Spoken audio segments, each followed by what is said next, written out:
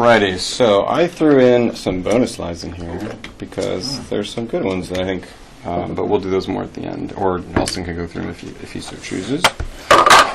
So let's go through these. So this first one is a branchial cleft cyst, and when you're looking at cysts, there's certainly there's the overall architecture, although if you're looking from a distance, they all look like cysts. They got a big, huge, empty space in the center. They got some sort of lining, and so what you're trying to get clued in is, what type of lining is it? What's maybe around the lining? What kind of skin does it look like? There's different little things that you want to try to find to clue you in. Yeah, I don't know why that is so zoomed in. You can right-click it. Well. Right. I did that, but that doesn't actually change the zoom. Change the window size now. You do that. It won't let me. Was it letting Elston to actually open this? Yeah, he did it the other day. It won't make it bigger. Huh. Might be some. Yeah. Fail. I don't know. Yeah, he may have to. Here, we'll try this. We'll see. Is that like? Well, that gets more of it in there. What do you guys think? Better, maybe. Better, yeah.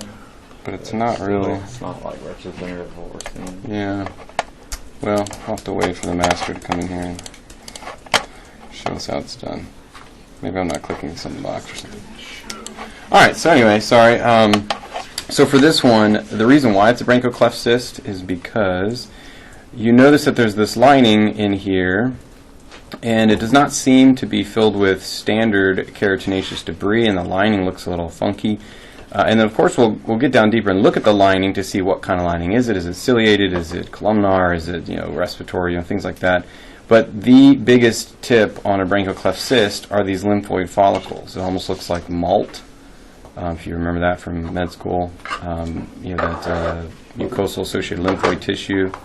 And these are perfect little lymphoid follicles, almost like you would see in a lymph node.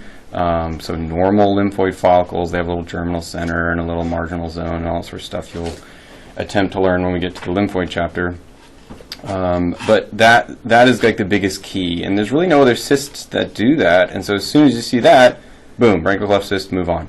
Now obviously you can get in a little bit deeper and you can see that it does have this sort of pseudo-stratified columnar lining, and it can sometimes have the appearance of like a little ciliation to it. Sometimes these linings are somewhat variable, particularly for like the median raphe cyst and other ones. So you can't necessarily hang your hat on exactly what the lining is, but you can tell this is not normal epidermoid lining, so it's certainly not just a standard EIC with lots of inflammation or anything. So biggest tip there is those lymphoid follicles. That lets you know that it's a branchial cleft cyst. And over here you have normal skin, by the way. I mean, you can kind of compare. There's just normal little undulated skin with a vascular stratiformium. So that was number one.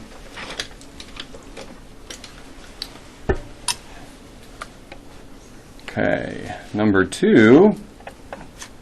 So this is just supposed to be a seborrheic keratosis, and this one is pigmented. I suppose I should bring up my list just in case. I think he's wrong. Side little cheat on this. Now you may notice in this one there also appears to be, this might be actually a little basal cell or something. That's not supposed to be the main point of these slides. It also could be something else. Maybe it could be a weirdly cut, bulb of a hair follicle or something like that. But that's in this particular set of unknowns. That's more of a red herring.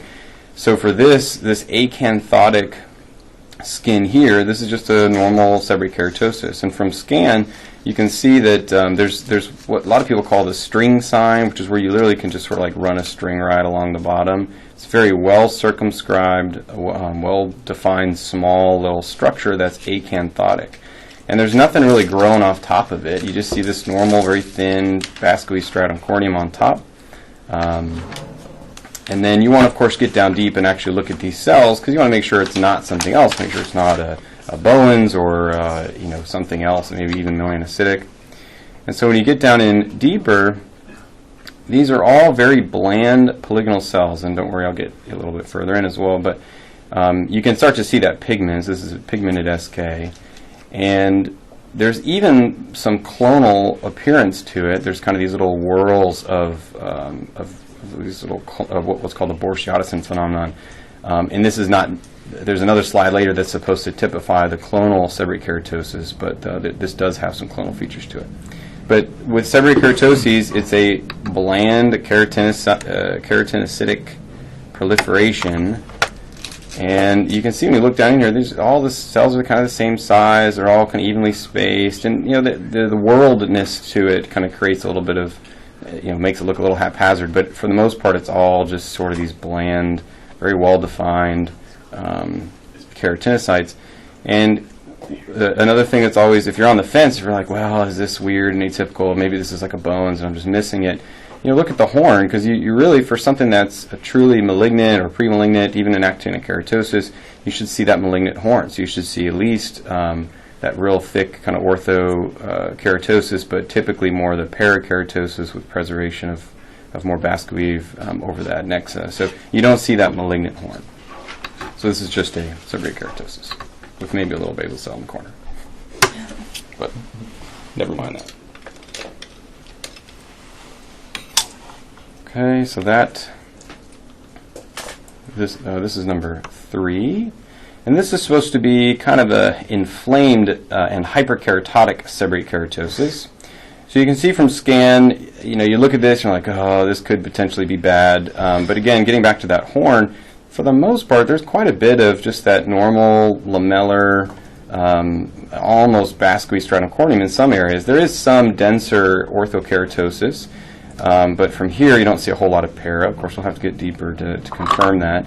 And it's pretty, small and well-defined. It's not really diving deep. Now, you certainly can get Bowens or the squamous cell in situ that are this thin. So just because it's not diving deep doesn't mean it's not Bowens. But all this stuff in here is just inflammation, just a bunch of lymphocytes. And you even have the preservation of kind of this pseudo-cyst architecture. And so at scan, you should be like, well, it's probably just a seborrheic keratosis, but let's go in a little bit deeper to confirm. And, sure enough, when you look at this stratum corneum, it's all pretty much orthokeratotic. There's not really a whole lot of para in there, or that true flag sign that we see with squamous cell and cancers. And then the actual keratinocytes in the epidermis, they're all just sort of bland and just kind of sitting there. You don't see tons of mitoses or atypia or pleomorphism or anything of that nature. You have retention of this granular layer. So they all look very normal. It's thin and it's a little bit pissed off because of all these lymphocytes, but it's pretty much normal. And then, textbook, because of the lymphocytes, it's an inflamed seborrheic keratosis. If all you saw were little squamous eddies, then it's an irritated seborrheic keratosis, and you can, of course, have both inflamed and irritated. That's kind of little nuances, but so this is just a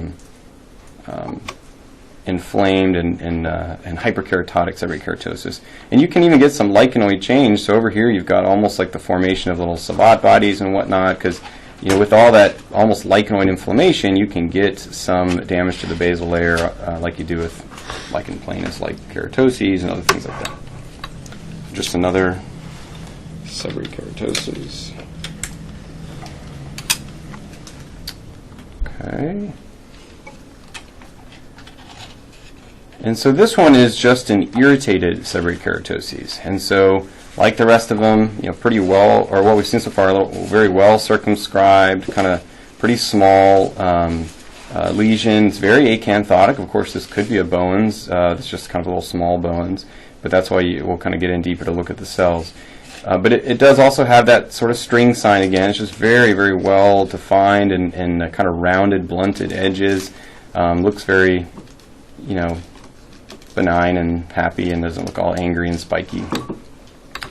And you've got the pseudo horn cysts. You've got maybe some serum crust up here from it just being a little irritated. But once again, you don't have that malignant horn on top. You just have some normal vascular stratum corneum preserved. You don't see tons of para or that flag sign. And then in here, the squamous eddies and the fact that it's irritated makes it look a little kind of jumbled, and in some areas almost even acantholytic, or like it's falling apart. But in general, it's still a bunch of bland polygonal keratinocytes. I mean, you don't, from this, if it was really jacked up bones, from this altitude, you'd still be able to see lots of weird cells and maybe even some mitoses.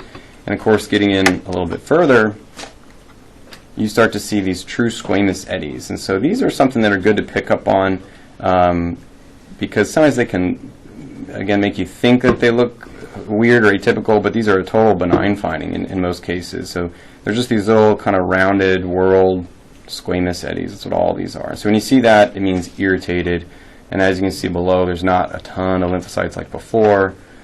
So that's why this one is meant to be an irritated seborrheic keratosis and not an inflamed seborrheic keratosis.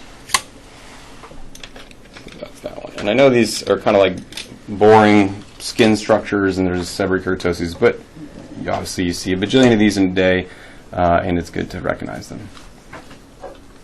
All right, so now this puts you into the cyst box, and what I'm sure a lot of you guys know by now is that whether it comes to a clinical diagnosis or a derm path diagnosis, it's always good to kind of put things in boxes. And so when you're taking the boards and you see this, you're like, oh, okay, I got to get in the cyst box, and you just kind of start thinking about all the different potential cysts, because you certainly have this little cyst-like structure here. Very, very thin layer or thin lining of this this cyst, and this is a vellus hair cyst. Now, because of this super thin lining, if you saw eyelid skin or something, and it was like this two cell layer thick lining, you could be thinking maybe even a hydrocystoma. It wouldn't have all this debris in there. I'm just trying to give you other things to think of from a distance. But this also could be any other cyst. It could be an epidermoid cyst or something of that nature. But when you see all these little tiny vellus hairs in here, that pretty much clues you in that it's a vellus hair cyst. You can get terminal hairs in cysts, particularly like dermoid cysts and things. And you can get vellus hairs in other things. So for steatocystomas, sometimes you get vellus hairs.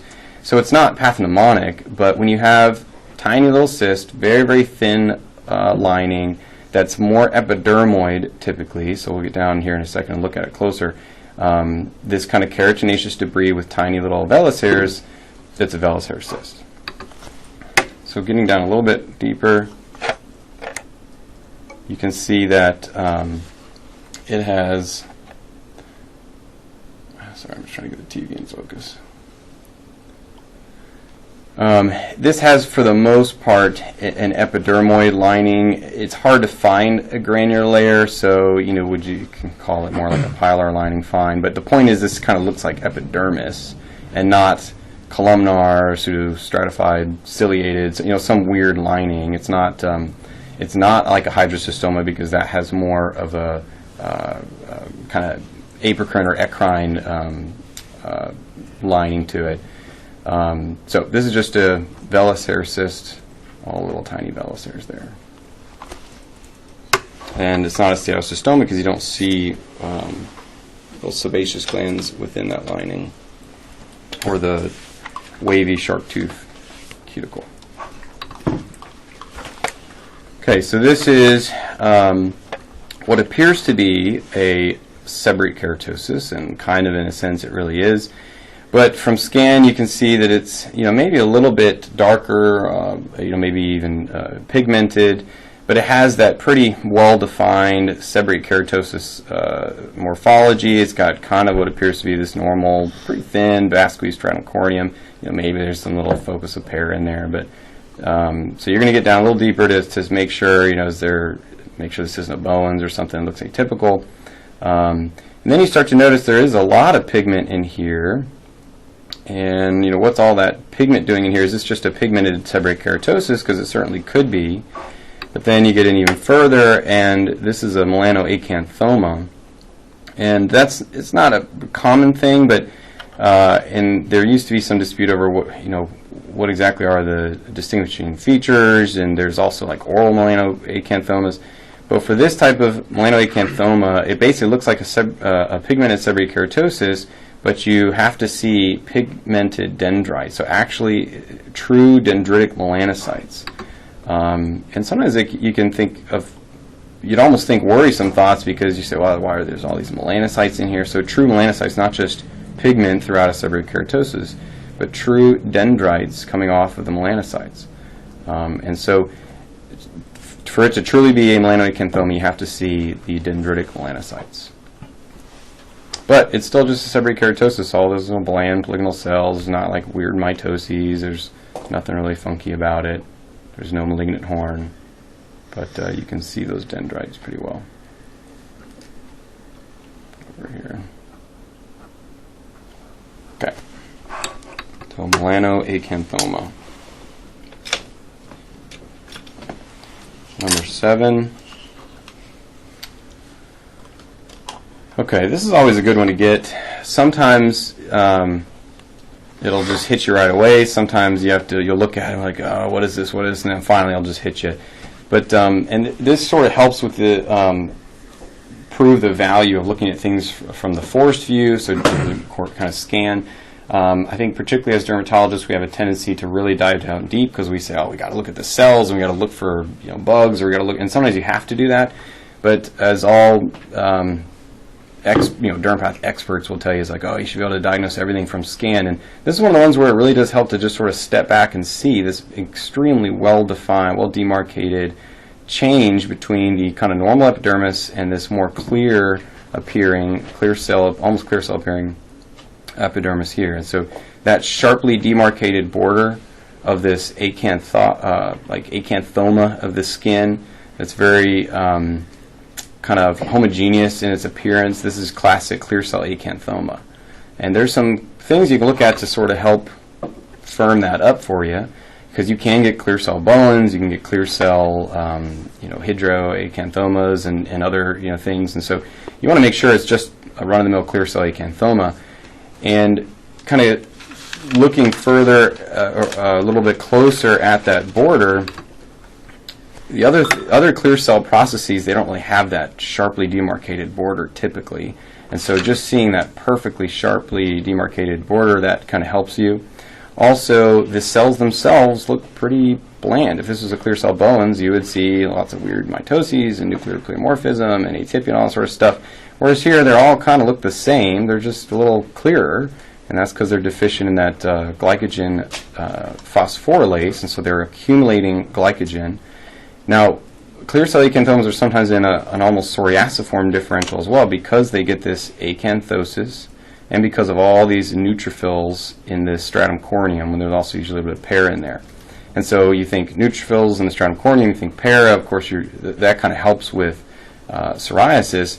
And it's one of the few things that Elston, in his book, he says these always have neutrophils in the stratum corneum. I'm sure there's some rare exceptions, but anytime someone uses the word always, that's usually a pretty good thing to look for. And very, if you kind of going back out, it's very, very, has that seborrheic keratosis benign appearance, that string sign, and this is just a small little benign acanthoma. And so you can do stains to confirm the glycogen. If you do like a PAS or something, that would stain it. But then there's the whole diastase. Is it diastase labile, diastase resistant? This would be diastase labile because that diastase dissolves the glycogen, and then it wouldn't stain for it anymore. So that makes it labile.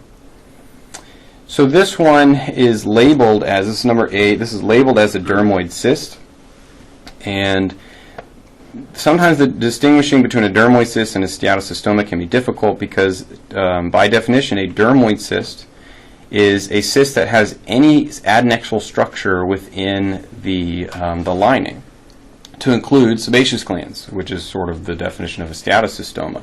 And in this one, you can see that it's a cyst, and that it has all these sebaceous glands around it, so it almost kind of makes it look like a steatocystoma.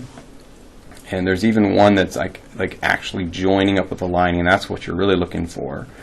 And so it might be hard to distinguish this from a steatocystoma, but maybe if you've got levels, if you kind of cut through it, or if you look closer, you might see other structures that are joining up with this lining. And again, any adnexal structure, so eccrine glands, terminal hairs, apocrine glands, sebaceous glands, any of those things, if you see it kind of connecting with the lining, boom, that makes it a dermoid cyst and not just a run-of-the-mill epidermoid cyst that happens to have stuff nearby it. So maybe somewhere in here you could kind of convince yourself that maybe this terminal hair is sort of connecting with that, or maybe there's like a hair that's coming through here. Maybe if you searched, you'd find a little eccrine gland. I looked before; it's kind of hard to find those things. There are, some what looks to be eccrine glands in here. But another thing that can help distinguish between a steatocystoma is that the actual lining just looks like an EIC or epidermoid cyst. And you got more keratinaceous debris inside here. And steatocystomas almost exclusively have that kind of wavy shark tooth cuticle, which we'll see here in a minute. Now, unfortunately, dermoid cysts can also have that exact same lining. And so seeing those things doesn't mean that it absolutely is a steatocystoma. So you can have a dermoid cyst that has that shark tooth lining, but if you see other structures in there, then technically it's a dermoid cyst, not a steatocystoma. But in this case, since it has more of a epidermoid cyst lining, then it's probably just a dermoid cyst. And there's some kind of terminal hairs, it looks like, in here as well. All right, so that's that one.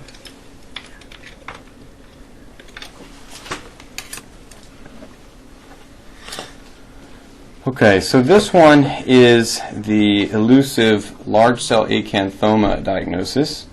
And I say elusive because sometimes it, even for me, I feel like it's hard to say, well, what exactly is a large cell acanthoma? And there's some controversy about that. And are they sort of variants of solar lenticos? Are they variants of a seborrheic keratosis? Are they a variant or like a pre-AK?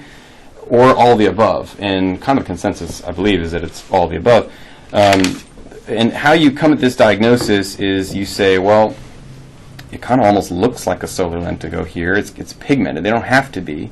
But what is pronounced is just how large these cells are. And so you're thinking, well, maybe it's just an actinic keratosis. But when you get in a little bit deeper,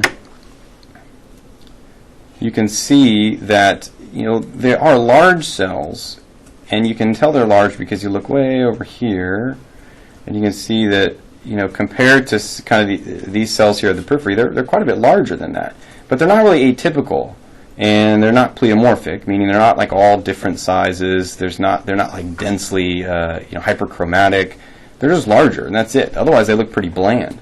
You've got pretty normal granular layer here. You've got mostly a normal bascoid. Maybe it's a little bit thicker or orthokeratotic, but it certainly isn't that malignant horn or flag sign or even parakeratosis that you'd expect over an AK. So when you put all those things together, that you just sort of say, well, it's not really bad, but it's not really just normal skin, so we'll call it a large cell acanthoma. So that's that.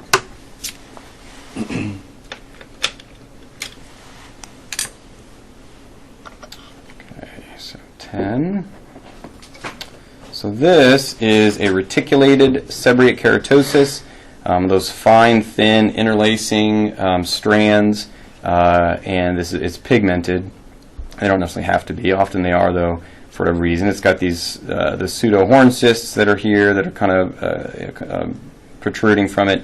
And again, it's just that really well-defined structure, kind of the positive string sign here below. And usually this one's pretty easy to diagnose under the microscope. Pretty bland apparently. So we'll skip by that one quickly.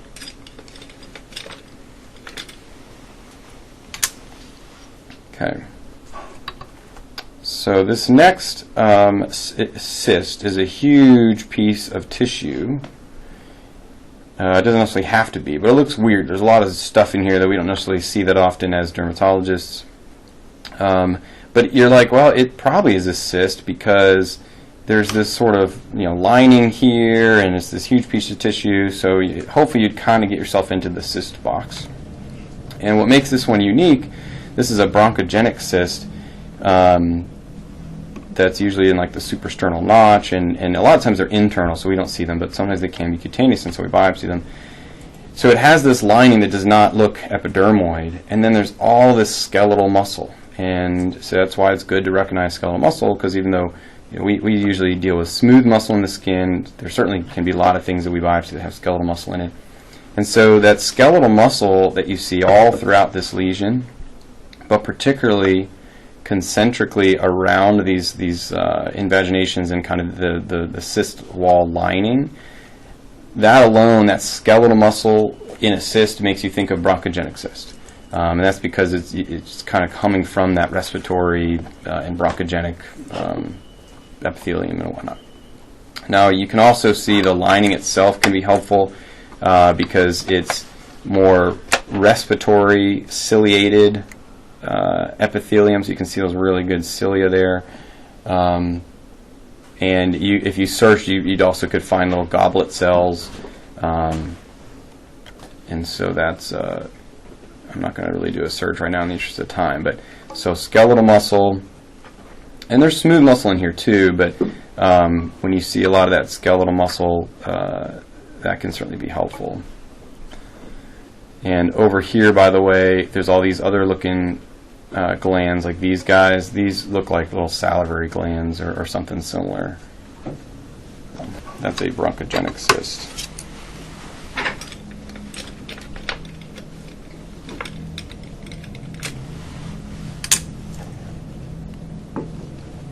Okay. So this one is a proliferating pilar cyst, and there's actually two in this box.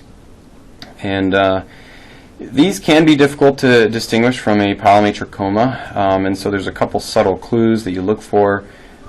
First off, for a pilar cyst, a proliferating pilar cyst, it does have that sort of rolls and scrolls architecture, meaning it's just sort of all invaginated and rolled around on itself. And it can be helpful to look for the actual trichohyalin granules, which may be what these are, but it's essentially producing that tricholemal keratinization, which is the same thing that a pilar cyst does, or the hair follicle lining. When it's coming off down in that like the isthmus catagen cyst, kind of that tricholemal cyst, the deeper down area. You can actually see like the Huxley granules sometimes in some of the structures. And you would get more of that abrupt keratinization with no granular layer, almost like you do with a normal pilar cyst. And the other thing you should not see that you would see in a pilomatrachoma is the ghost cell keratinization. Now, sometimes that can be hard to distinguish because if you really get in too deep, you can convince yourself that there's some ghost cell keratinization occurring. Like you might say, oh, are these turning into ghost cells? But ghost cell keratinization almost looks like the little lacunae that are left with like chondrocytes and osteocytes and that sort of thing. And I'll pull up a pilomatrachoma here in a second. But you can tell it's keratinizing. It's actually producing keratin. It's an abrupt keratinization, and so those sorts of things would point you toward a proliferating pilar cyst. And maybe in here there's some evidence of that trichohyalin granules and whatnot. So in this box of unknowns, there actually is not a pilar cyst or an epidermoid cyst or a pilomatrachoma for comparison. So let me just real quickly throw those up because these are things you really got to know. So this it's kind of oh yeah, that's right. This one is an epidermoid cyst, and so I just wanted to throw that up there real quick because since there's not one in the box. But you'll see a bajillion of these, of course. You've got tons of keratinaceous debris in here, but you have retention of that granular layer. So when you see that granular layer with normal epidermis that's lining that cyst and that keratinaceous debris, that's an epidermoid cyst. And we don't really call those EICs anymore. You guys probably know that, unless it's a true inclusion cyst from trauma on the hands or something like that, from some sort of traumatic experience. Now, what makes this particular one difficult is that it's infected with HPV, and so you're getting coilocytic change here, and that makes it almost look like pilar because it's sort of losing the granular layer. So this one's a little bit more confusing, but you can see that predominantly throughout there's a preserved granular layer. So that's just a run-of-the-mill EIC. Whereas this is a pilomatrachoma, so I put this in there just to compare to the proliferating pilar, and you can see there's lots of like actual what appears to be almost like calcium and bone formation, and it kind of has a little rolls and scrolls architecture, but a little bit different. And there's a good example of ghost cell keratinization down here. So this is more what you're looking for, just complete dropout of the nuclei, but still retaining that sort of ghost-like holes in this ghost cell keratinization here. Lots of calcium throughout. You can get calcium in Pilar cyst too, but this is more typical of a pilomatricoma. So that's just in there for comparison. We're going to skip that one.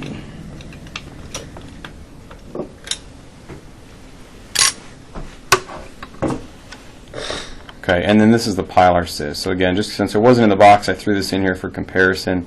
So there's two things you can diagnose at scan that are huge hypereosinophilic pink balls, and that's either a Pilar cyst or an angiolomyoma. They look very similar. You can literally diagnose it like just at 1x. But then when you put it on here, you can see this is densely packed with this keratinaceous debris. And when you look at the lining, because you already think it's a Pilar cyst, because you're on the board, you want to move on to the next thing, you can see that there's no granular layer. It's just abrupt keratinization, just goes right into that, and so that's a Pilar cyst. Okay.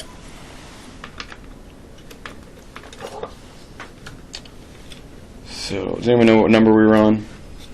13 is a Okay.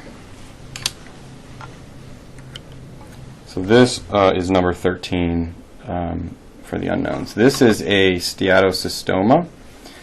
Very, very thin lining, and it's kind of not really full of a whole lot because all that sort of fatty stuff just sort of gets dissolved and processed or falls out during processing.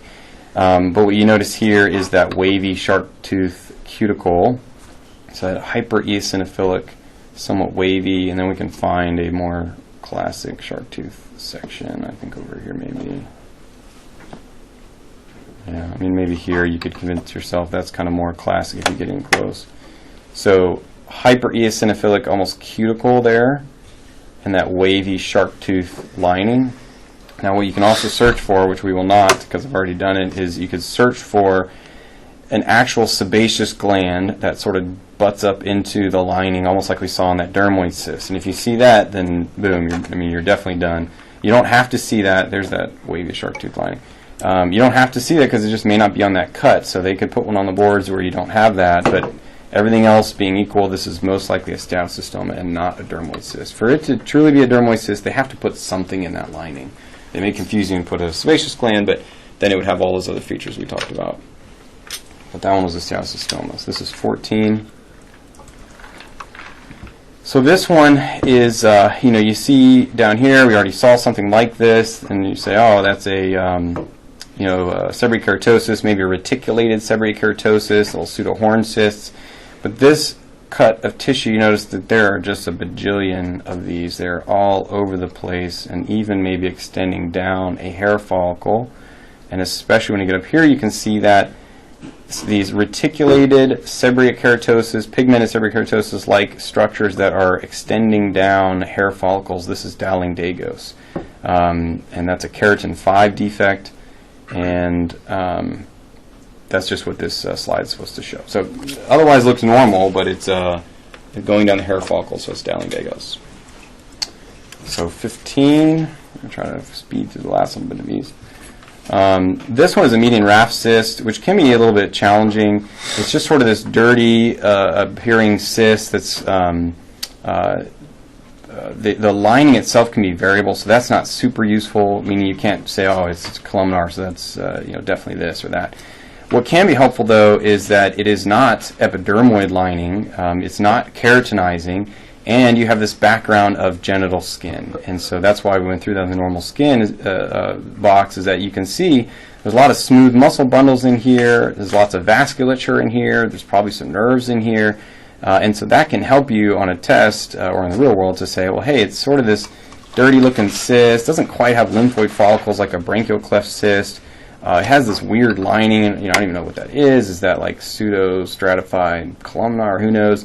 But something that's weird, and oh, by the way, it looks like it's on this genital skin, so that sort of puts you into the median raphe cyst. And a cutaneous ciliated cyst can be very similar. Of course, it's going to be ciliated. I did put a bonus slide of that in here because there wasn't one in the box. You guys can look at later if you want. So this is an inverted follicular keratosis. Basically what that is, sometimes it's frustrating diagnosis for me because on boards it may not look as inverted as this one. This is a beautiful one because it's essentially an endophytic or kind of inverted irritated seborrheic keratosis. So it's got this acanthotic proliferation, and when you get down in deeper, it's you see all these squamous eddies, and it's basically an irritated SK, but it's very endophytic, and so you call that an IFK, inverted follicular keratosis.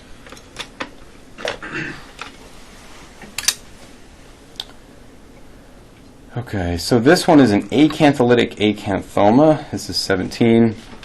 And this brings up a differential. This has the dilapidated brick wall acantholysis that you would see with Haley-Haley disease. This certainly could be Haley-Haley disease, but that would be more all over or kind of all in the intertriginous locations, whereas this could just be an incidental finding. It's usually a solitary lesion.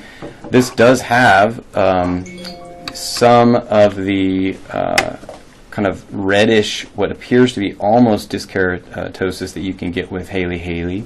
So if you look at Elson's book, he kind of goes through the comparison. It's not true dyskeratosis, though. You don't see corons and grains, so this is not acantholytic dyskeratosis like you'd see with Derrier's and other things, warty dyskeratoma, for example. So it has a dilapidated brick wall, but not really true dyskeratosis, and so then that pushes you into acantholytic acanthoma, or you could consider Haley-Haley if it's in the right clinical context. So that's what that is. 18. Now this one is a warty dyskeratoma, which has true acantholytic dyskeratosis. And the reason why these are in this box is because they're acantholytic processes, or acanthotic processes. And so they do have that thickening of the skin. It's sort of similar in a sense to these benign epidermal proliferations, although then they have the additional acantholysis and maybe dyskeratosis.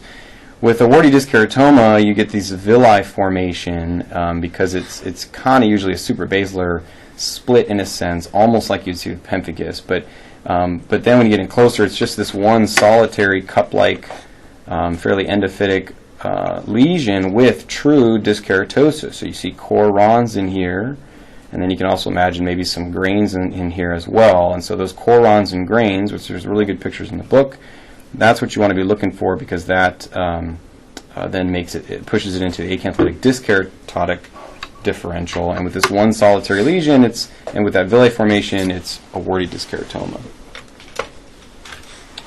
I believe there's two of those in here, but so this is 19. This is supposed to show a clonal seborrheic keratosis.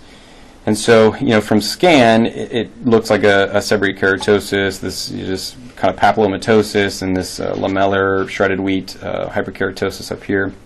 But then you can see these very well-defined clonal proliferations, these little round kind of balls here in the epidermis, so intraepidermal clonal proliferation. And the reason why it's important to know about these is because they're totally benign. They're just like seborrheic keratoses, but there's other things that can be clonal too. So there's, as we talked about before, Bones disease, hydranoma acanthoma, or hydra acanthoma simplex, other things that can have this clonal or Borsiatis phenomenon. But what you don't see here is you do not see a central little duct in these, or duct formation, which you would see in a hydra acanthoma simplex, and you do not see tons of atypia, which would then pull you into a clonal Bones disease. So that's just a clonal SK. Few left. This one is another warty dyskeratoma. This is 20. And so again, just real brief, it's a very kind of cup-like process. So pretty focal, and then you get this villi formation with acantholytic dyskeratosis. You can see maybe some corons and some hypereosinophilic grains and stuff in there. Sometimes early on those take some imagination. I'm not going to lie. I'm going to skip this one. This is another proliferating pilar. And so, you can kind of look down in here for all those features that we were talking about before. Yeah, okay, that's good enough. 22. So this one is supposed to be a ruptured cyst, and so it does kind of point out the standard epidermoid cyst. Again, you see a bajillion of these in clinical practice, and it's got that shredded wheat keratinization, so it's not that super dense pilar keratinization, and it has a retained granular layer that you can see if you get in deeper. Retained granular layer, so it's just a run-of-the-mill epidermoid cyst. However, it looks really angry over here, and there's even giant cells and whatnot, and so it has probably ruptured on one side of it. That cyst probably was bigger, and now it's been messed with or ruptured, and so you get all this kind of suppurative inflammation. It's kind of sort of a mixed infiltration, or mixed granulomatous and suppurative with these giant cells. What you also would hope to see, and can sometimes all you would see is this, by the way. Unless you cut through the block, you don't ever actually find the cyst, and they could potentially put that on the boards. And what they would do, though, is they would give you what looks like this, and then they would give you the little keratinized squames, which are those little thin, it basically looks like one little piece of this stuff that's within a hole.